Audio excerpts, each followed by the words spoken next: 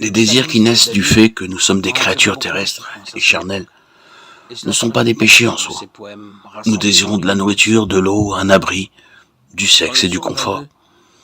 Dieu nous a créés avec ces désirs. Cependant, nous naissons pécheurs, désirant nous faire plaisir sans tenir compte de la loi morale de Dieu.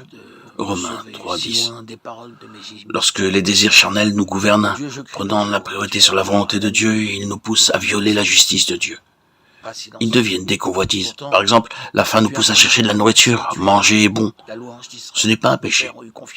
Jésus mangeait et buvait quand il était sur terre. Luc 24, 42-43. Mais lorsque la faim devient un désir de nourriture, elle se transforme en gloutonnerie, qui est un péché. Proverbe 23, 20-21. Ne sois pas parmi les ivrognes ou parmi les gourmands de viande, car l'ivrogne et le glouton finiront par sombrer dans la pauvreté, et le sommeil les revêtira de haillons. Lorsque les désirs sexuels naturels deviennent pervers, ils conduisent alors à la perversion, au péché, à la fornication, l'adultère. La louange d'Israël. Dieu vit au ciel où tout est bon, où il n'y a ni pleurs, ni peur, ni faim, ni haine. Que c'est Dieu de tout ce que les humains endurent. David continue à se plaindre. Des chiens m'entourent, une bande d'hommes méchants m'entoure. Ils ont percé mes mains et mes pieds. Je peux compter tous mes os.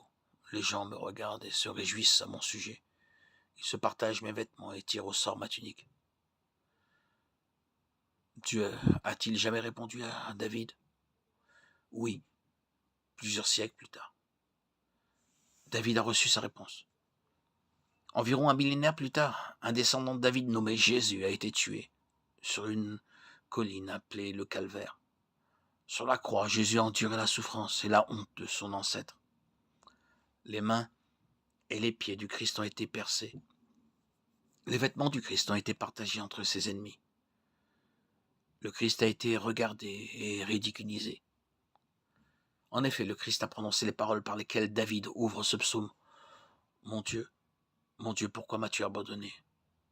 S'identifiant ainsi à la souffrance de David. Le Christ, le Fils éternel de Dieu, en qui réside la plénitude de Dieu, a vécu sur terre en tant qu'être humain et a enduré la faim, la soif, la tentation, la honte, la persécution, la nudité, le deuil, la trahison, la moquerie, l'injustice et la mort. C'est pourquoi il est en mesure de combler le désir de Job. Si quelqu'un prenait la parole entre nous, s'il posait la main sur nous, s'il écartait de moi la verge de Dieu, afin que sa terreur ne m'effraie plus, alors je parlerai sans le craindre. Mais dans l'état actuel des choses, je ne le puis pas. Job 9, 33.